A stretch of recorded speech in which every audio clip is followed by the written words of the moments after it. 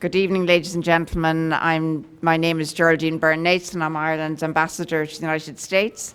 It's a great honour to be here with you this evening. Tá céad míle fáilte romhaibh uig, in our own language, 100,000 welcomes to all of you.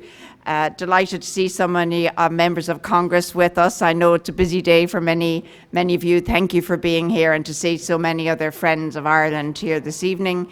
We're here for a special event, a celebration of an extraordinary 1,500-year-old Irish woman, St. Bridget. I'll allow myself the privilege of saying of County Louth. I know that will be contradicted a little bit later, but also to mark, of course, the extraordinary 20th, 21st century contribution of our peace heroines you see in the wonderful representations around the room. My job is really to open the floor this evening and to say what a privilege it is to be here with the Tánaiste, the Foreign Minister and Defence Minister of Ireland, Micheál Martin, who will speak to you in a moment.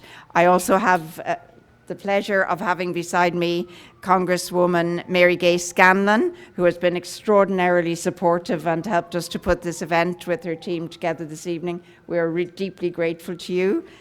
Delighted to have Congresswoman Malliotakis, who sometimes goes as Malliotakis, from New York. Malliotakis, even more original. And of course, to have the exceptional Bronagh Hinds, one of our very extraordinary peacemakers from the island of Ireland. So with that, I'll hand the floor over to the Tánaiste, and to say once again, Tánaiste, what an honour it is to have you here with us this evening.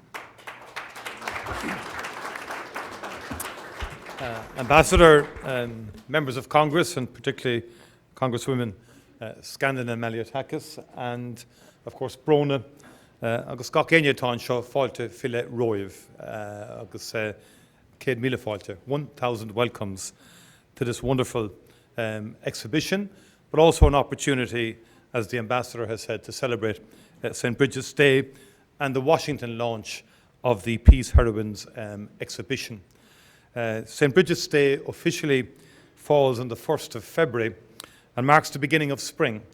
And this year, for the first time, Ireland marked the day with a public holiday. So Bridget is really asserting herself into the public psyche of Ireland, unlike anything that went before. And of course, traditionally, we associated Bridget's Day with the coming of spring, and that beautiful Irish poem, Anish Tacht an Arig, Began Noig Dul Conchine. Now spring is coming, the days will be getting longer. So a time of hope and optimism as we emerge from a dark winter. Now, Bridget is perhaps less well known in Washington than Patrick, who I'm sure you all know very well by now, but she was no less extraordinary. Bridget, reportedly, was born in County Louth, where Ireland's good friend President Biden also has roots on his mother's side.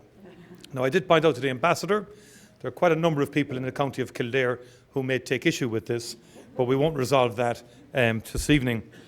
But more importantly, her life was spent as a leader, peacekeeper, and advocate for the poor. Bridget is known as an early peace heroine of Ireland. She encouraged others to walk with her on a road of peace and worked with other women to achieve her aims and overcome shared adversity. Her deeds have been reflected by Irish women, and indeed by women leaders and peace builders around the world throughout history. And I can think of no more fitting tribute to Bridget than to recognise the peace heroines of Northern Ireland this evening. And this Peace Heroines exhibition was proposed as a way to mark the contribution of a number of women who broke down barriers and stepped into leadership roles, not for the benefit of themselves, but for the cause of peace in Northern Ireland. And as I toured around in advance of the formal speeches, it was like a trip down, in some respects, memory lane, in terms of the iconic photographs of women who really made a difference throughout the period of the Northern Ireland Troubles, but also at the community level, and even to this day, reflects the extraordinary role that women play in breaking down barriers in different communities, particularly where challenges have existed. Because the Troubles did cast a long shadow on our island, and the effects of the conflict are still felt by many individuals and families today. This project and others like it can help us to reflect on the importance of preserving the hard-won peace that has transformed our island over 25 years, and also give space to the voices of some of its most tenacious and dedicated advocates. I'm very proud that the Irish Government supported the project alongside a number of partners, including National Museums Northern Ireland and the Ireland Funds here in the United States, who have supported so many important initiatives in Ireland over the years. They have done so with the kind support and advocacy of many here in Congress. I want to recognise Andrew Elliott, Director of the Northern Ireland Bureau, and all of the Bureau colleagues here this evening. The Bureau does crucial work here in Washington and in the wider United States to represent the people of Northern Ireland, to build partnerships for their benefit and to promote it as a destination for investment and tourism. I also wish to recognise those members of Congress who join us this evening, including members of the Bipartisan Women's Caucus and, of course, the members of the Congressional Friends of Ireland. I particularly, as I said earlier, want to recognise the two members of those two caucuses beside me, Representatives Mary Gay Scanlon from Pennsylvania and Nicole Malliotakis from New York. I know that you both work extremely diligently to represent your constituents and that you advocate passionately for causes that you believe in. It is a great and deep privilege for Ireland to have friendship of members like you on both sides of the aisle, and it was a particular pleasure today to meet the Friends of Ireland. The Friends of Ireland have always been a bipartisan caucus founded on peace, reconciliation and prosperity throughout the island of Ireland, a goal that transcends party politics. Its members, Democratic and Republican, helped to lay the foundations for the Good Friday Agreement. Today, they remain vigilant in defending and protecting that agreement, in which they take a justifiable pride in having contributed so much to its inception. Our friends here on the Hill have been instrumental in ensuring that the Good Friday Agreement and the people of Northern Ireland have been a priority for successive administrations throughout the years. In recent years, we've had to navigate challenges never envisaged by the architects of the Good Friday Agreement. The United Kingdom's decision to leave the European Union had the potential to be profoundly disruptive for Northern Ireland and for the island of Ireland as a whole.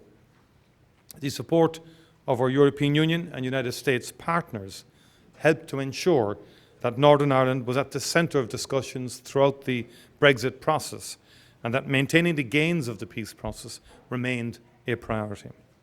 I want to acknowledge the continued support of the administration and the strength and enduring support of President Biden as we move through this crucial stage of the process.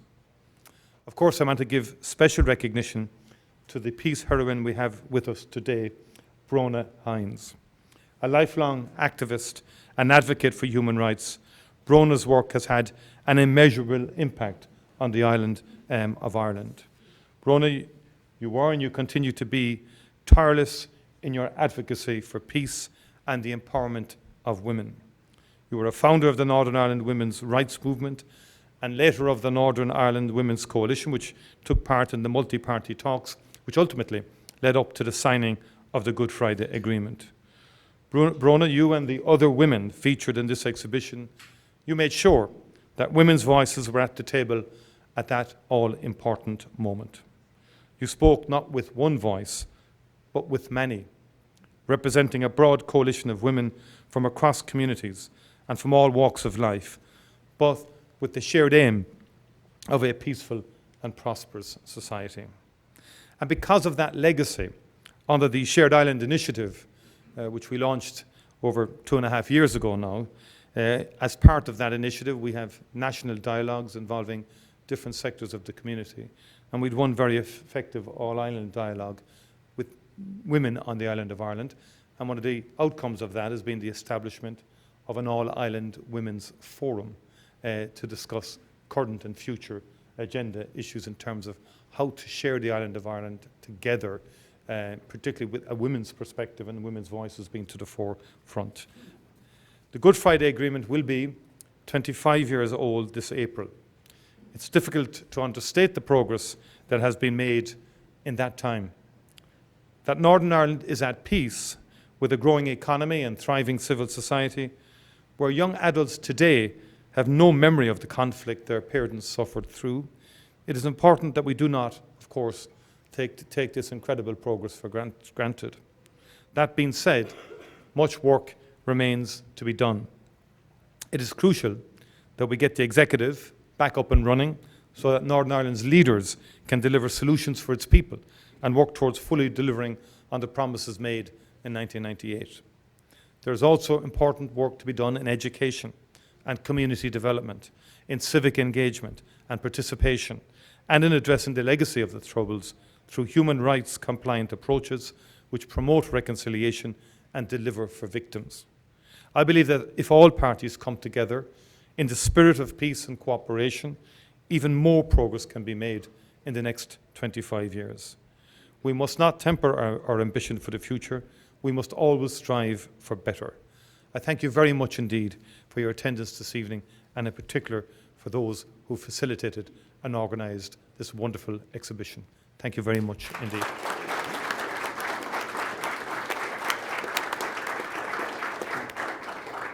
Thank you very much, Tánaiste. And now we're going to hear from Congresswoman Mary Gate Scanlon. So thank you for being here, everyone, to celebrate St. Bridget's Day and to launch Washington, D.C.'s display of the Peace Heroines exhibit. I'm so honored that we're joined here at the Capitol tonight by Tánaiste Micheál Martin, Ambassador Geraldine Byrne Nason, a fierce champion for women's rights across the globe, and one of our peace heroines, Bronagh Hinds, to mark this special occasion. This spring, we will mark the 25th anniversary of the Good Friday Agreement, a remarkable achievement that has brought peace to more than a generation now in Northern Ireland. Here in the U.S., we know how hard-won that peace was, and we continue to take seriously our commitment to guarantee the integrity of the agreement and its promise for the future. Bronagh and the other peace heroines featured in the exhibit tonight remind us that we can find real, sustainable solutions when we bring women's perspectives, experiences, and concerns to the table. I've seen it myself in my own work. I first came to Congress in a year when a record-breaking number of women ran for office and won. From grassroots activists to government officials, the women portrayed in this exhibit promoted peace, displayed courage, and were instrumental in reaching a lasting peace accord. As Ireland marked St. Bridget's Day as a national holiday for the first time last week, it's only fitting to celebrate these achievements in Bridget's spirit, as a trailblazing woman who fought for justice and protected the vulnerable. I represent a district in southeastern Pennsylvania where 1 in 5 people claim Irish ancestry, and a long history of Irish immigration to the region has made a significant cultural impact. The contributions of Irish American women across the centuries have played no small part in that. And the same can be said for almost every district and state across these United States. I look forward to continuing our work with the Embassy to highlight women's role in the Irish diaspora in the United States, as well as strengthening our economic ties between our two nations and expanding educational exchange opportunities for both U.S. and Irish students. We have 19 institutions of higher education in my district, many of which are providing study abroad in Ireland to their students or would like to expand opportunities to do so. We're eager to work with the Irish Embassy and other organizations to expand those opportunities for students to live, work, and study in another country and further the bonds between our two countries. Finally, I know many of us are looking forward to building strong relationships between women legislators of our respective nations, so we can learn from one another and work towards shared goals. It's a pleasure tonight to welcome all of you to honor these peace heroines and to recognize how they worked to build a better future based on peace, reconciliation, and prosperity for their families and for Northern Ireland.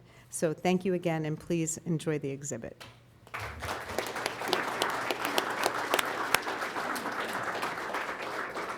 Thank you very much, Mary Gay, if I may, and Congresswoman Mary Gay Scanlon. Thank you for all you do for Ireland in your work here. We're most appreciative. Now I have the pleasure to introduce another friend of Ireland, and then Congresswoman Nicole Malliotakis. I'll give you your proper name. Well, thank you, Mr. Tánaiste and Madam Ambassador, for inviting me here this evening. It's a great pleasure to be with my colleague to celebrate the accomplishments. You know, United States and Ireland have historically received strong bipartisan and bicameral support due to our country's common ancestral ties and our shared interests. More than 30 million Americans, almost 10% of the entire population, claim Irish heritage, including more than 60,000 in my district, which is Staten Island and southern Brooklyn, New York City. Today, in honor of St. Bridget's Day, we are celebrating and recognizing the trailblazing women of Ireland who, despite facing significant barriers and challenges, they played an instrumental role in negotiating the Good Friday Agreement. This agreement is the cornerstone, as you know, of the Irish government's commitment to peace and stability. It provided a framework for political settlement in Northern Ireland centered on a power sharing between Unionists and Nationalists. While many give credit to leaders like our own here in the United States, former Senator George Mitchell from Maine, who was very much a chief negotiator, played a very important role, the influence of the Northern Ireland Women's Coalition sadly goes overlooked. The founders of this coalition at the time wrote to all political parties asking how they would be able to participate and have women be included in the talks, and sadly, they were ignored. It sort of reminds me of my own district in Brooklyn, New York, where we had the very first African-American woman elected, Shirley Chisholm, who at the time, she said, if they don't give you a seat at the table, bring a folding chair. And that is what the Irish women did. So they contested the election, they came in ninth, they received 2 seats at the table, and they were part of these historic talks. The Northern Ireland's Women Coalition was instrumental in pushing the key provisions in the agreement, including the protection of human rights, of equality, and the promotion of reconciliation.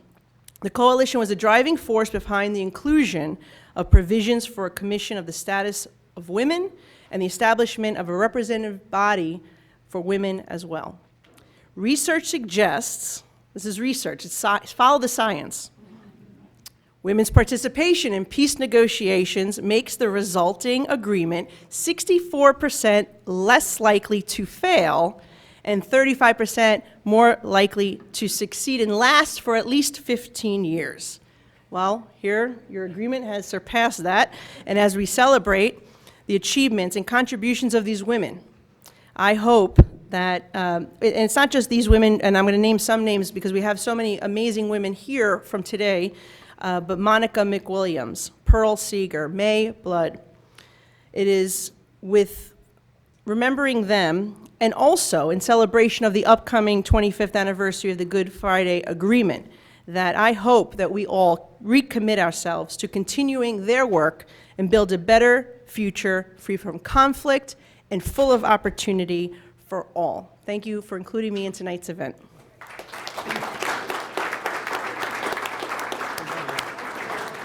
Well, thank you so much indeed, Congresswoman Malliotakis. You used the word trailblazing a couple of times, and that is really the entry point of the next speaker here this evening, our very own peace heroine, peacemaker, trailblazer, Bronagh Hinds. Bronagh.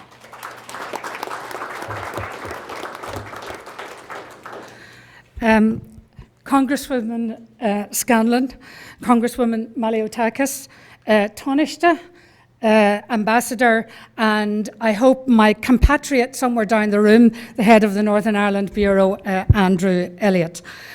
Can I first say I want to thank Ireland and the Ambassador in particular for inviting me to be here. And one of the things that I do want to pay tribute to is that we have not been forgotten as women in Northern Ireland since the peace agreement was made. And built into the national action plans of Ireland is a domestic remit on women, peace and security, not only for refugees and asylum seekers coming to Ireland to look for peace and safety, but also for the conflict on our island and the investment that has been made both in bringing me here and investing and continuing to invest in women in Northern Ireland, in women, peace and security. And I'll speak a little bit later about this, how we extend this and how Ireland has invested in women to share our very hard-won, hard-learned experiences of how to negotiate our way through very difficult peace negotiations and to build peace, because we are duty-bound not to hold it to ourselves, but actually to share it with others. And I know Ambassador Nason has enabled us to do this at the UN and beyond internationally. But I also want to pay tribute, and the Tánaiste has already referred to this, but this is the 25th anniversary. Thanks to the Good Friday Agreement, we mark 25 remarkable years of peace. You don't know how good that sounds when you actually grew up and when you have children and grandchildren coming along and know that we are having, despite all the challenges, and there are challenges, that we are going to have peace in future. We can be proud that it is an international success story. The statistics that Congresswoman Malliotakis gave are entirely correct, and we are surpassing the 15 years, and we are duty-bound to keep it going. But the stakeholders in this are beyond us in Northern Ireland. It's Ireland, it's the UK, and it's the US, and indeed it's the EU. I would like, while I'm here, to pay tribute to our friends in the United States. I've been coming here since, dates me a bit, since the first White House Investment Conference in 1995, when you were thinking of investing in making peace, and the EU was thinking about investing in peace building at the same time. This has been really important. And one of the important lessons at that time, I was a director in the non-profit sector. So not only were you investing in bringing politicians, bringing business leaders, but actually bringing civil society leaders, because believe me, those are the people who are making the connections on the ground and building the foundations of peace, as well as leading the changes that need to happen and pushing our politicians along. So you were far-sighted in this, and that was important. Of course, we had the wonderful Senator Mitchell. And even before he chaired the multi-party talks, in which I was a member throughout the 2 years, he also chaired the International Body on Arms Decommissioning. And what did he do during that? He set the very, very important principles that democracy and negotiation are the way forward, and we can no longer resort to violence as a way of getting our own ends. And that was extremely important, a very wise man. We had the unstinting engagement of the US administration and the president at the time of the United States. It was then Bill Clinton. You don't know the number of phone calls that were made in early hours of the morning to cajole, coach, and kick some ass in order to get things moving. The partnerships in the Congress and the Senate that were focused on enabling a solution, and I am absolutely delighted that the Congresswomen Scanlon and Malliotakis are continuing the bipartisan relationship here that Richie Neal and Peter King did. That model of bipartisanship in these difficult situations was incredibly important in terms of modelling power sharing and working across difference within our own peace process. And am I delighted it's two women who are leading this? Absolutely. And as I said, the engagement of your businesses and investors, as well as foundations like the Ireland Funds. But let me speak particularly about the collaborations of US and Northern Ireland women. And I'm delighted that you're talking about collaborations between women in our legislatures. So let me tell you, as we came to the end of the peace negotiations, Vital Voices was set up, and it's celebrating its 25 years now. It was then led by the then First Lady, who was Hillary Clinton, who brought lots of women from the US to Northern Ireland to find things in common and to make partnerships. My dear friend Sharon Heroin is here. We have had a partnership since 1995. I made partnerships with two other women, Maureen Murray and Barbara Ferris, and between us, we made some difference. Let me tell you, the investment that we raised here trained, because in a conflict, most of the politicians are men, trained women. I set up democracy with their assistance. We trained women in every single political party in Northern Ireland to come forward, to the extent that now more than a third of our assembly are women, and we have women in senior leadership in local government. And that came from the partnership of the US and Northern Ireland. We did the same with women in civil society, business leaders, public sector leaders, trade union leaders, community activists, to actually rise up, not just do the work on the ground, but rise up and lead the change and take on leadership positions. And that was equally important. So there's no more fitting place than Washington for us to launch, for the international launch of this Peace Heroines exhibition, which tells the story of 50 plus years of Irish women's activism for peace and progress. It was launched in the Assembly, in the Northern Ireland Assembly, only towards the end of last year, so you're getting it fairly quickly. It is currently travelling across the island of Ireland, north and south, and in next month or the month after, it is going to the United Nations in New York.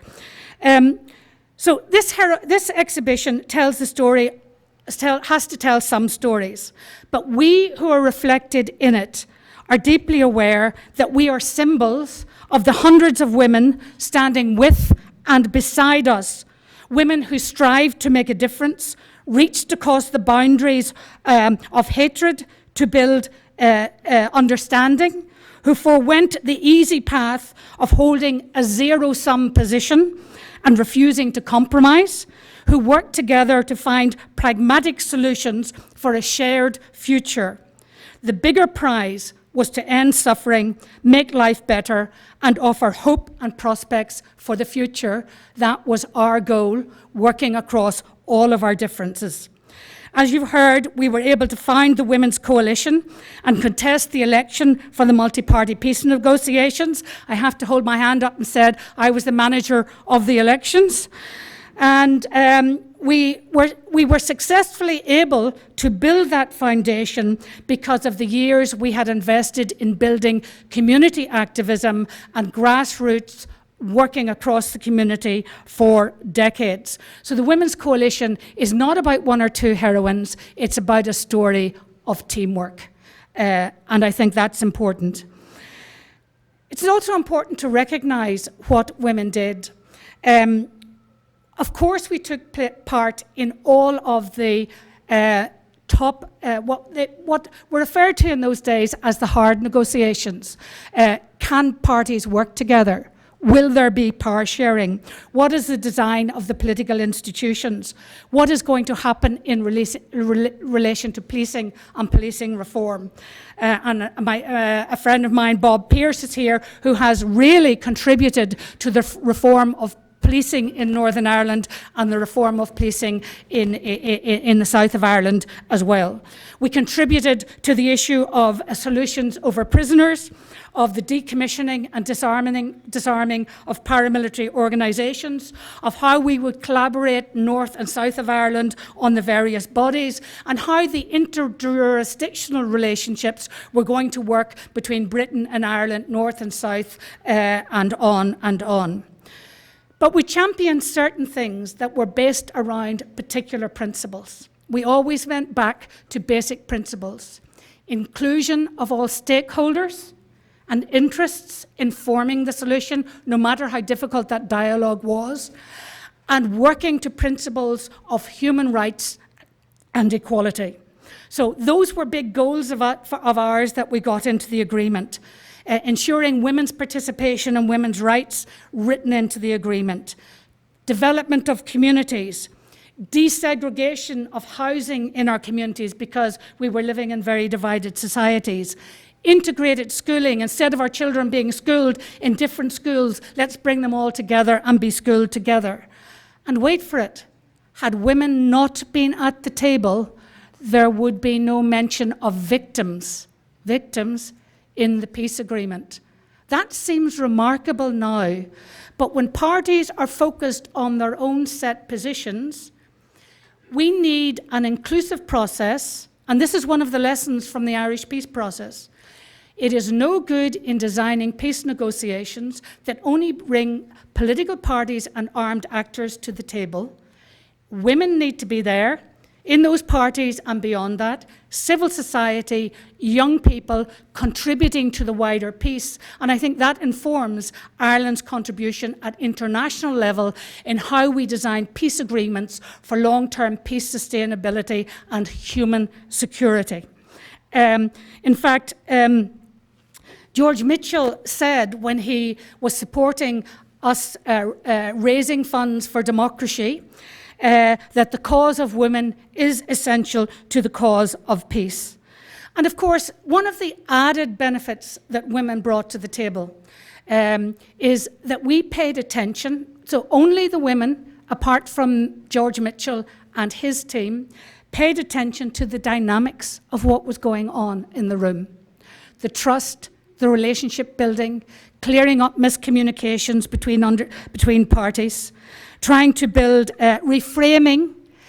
Often George would ask us to try and come at things in a different way because we involved people from both sides of the divide within the Women's Coalition to see if we could come up with a framing of something that might work to put to the other parties. So we were trying not only to deal with what they called the difficult issues, disarming, what we know are the difficult issues in any conflict, which are actually the human rights, equality and legacy of conflict issues, which are still the outstanding issues in Northern Ireland, particularly legacy of conflict.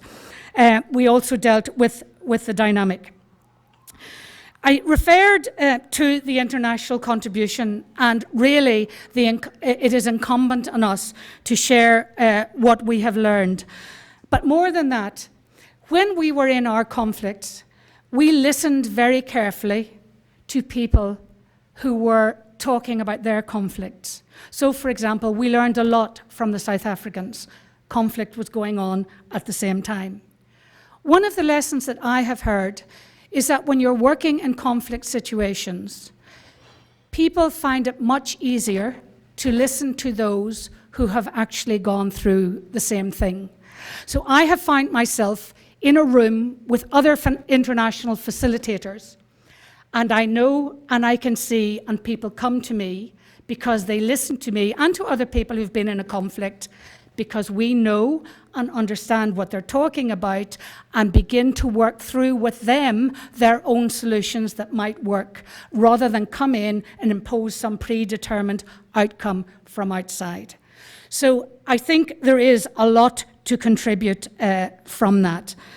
For example, I have been very privileged to contribute as a UN expert on peace building to the negotiations on the Syrian conflict in Geneva that had been going on for several years, where we established a Syrian Women's for Peace and Democracy and then a Women's Advisory Board directly to the centre of those negotiations. I was working with the Afghan Women Leaders Peace Summit to develop their strategy going forward, and unfortunately, as we know, disaster struck and everything fell apart. And of course, there are great relationships between Ireland, North and South, and Colombia. There's been investment and work in Iraq and Asia and elsewhere. So I think there's a great experience and a contribution that needs to be made. So the Good Friday Agreement has proved resilient in the face of all that has been thrown at it. Sometimes we think our assembly is more often in suspension than it is in operation, and it's in suspension at the moment. But do I fear that we are going to go down a rabbit hole, never get out of there, and descend into conflict? I don't think we are going back there. What I hear and feel on the ground, and particularly from young people, whose voices we all need to bring forward and let them shout out.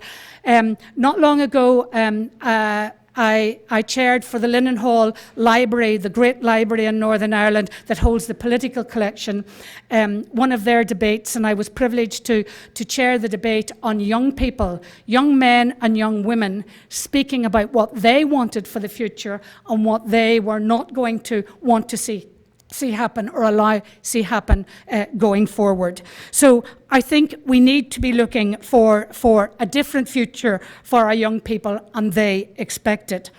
And I think the future is bright.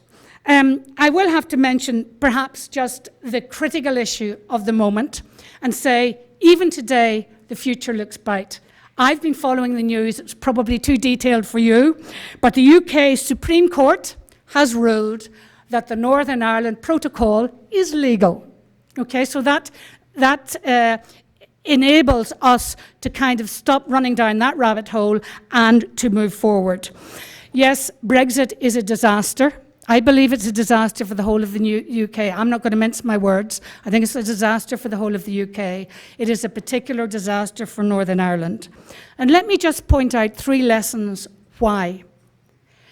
The EU formed a partnership of member states in which the UK and Ireland found their niche in partnership and moved away from backing on one side the Unionists and one side the Nationalists to work together as co-equals in the EU to help develop and facilitate the Belfast Good Friday Agreement. And I think the UK and Ireland are going to have to work very hard to restore that partnership outside the EU, and that's important. Secondly, within the EU, the outer borders of the EU are the borders, and therefore borders and boundaries melt within the EU. And in a dispute that is primarily territorial, it's not religious, it's territorial, that has been very helpful to the conflict in Northern Ireland. Very helpful, as you can see, because the border then retreated into the distance as an issue. And the last part is the issue of equality and rights. Equality and rights is a fault line in our conflict, where sometimes one side beats another over the head with the equality and rights debate. Being in the EU elevated our understanding of equality and rights into a more European and global perspective, a universal perspective owned by all, and enabled that to be freed up. But I think, as I said, the future is bright. We should take the lesson from the Women's Coalition. There are constraints in the trading between Britain and Ireland because of the protocol. We need pragmatic solutions to that. And with good partnership building between Britain and Ireland, I am sure we can overcome those little hurdles. After all, we have done much, much more. But what I do ask you here, our friends, please continue to invest, to work with us for our future, to come over and work with women and join women in Northern Ireland and our male allies here as well, as we all work forward for a bright future moving forward. Thank you very much.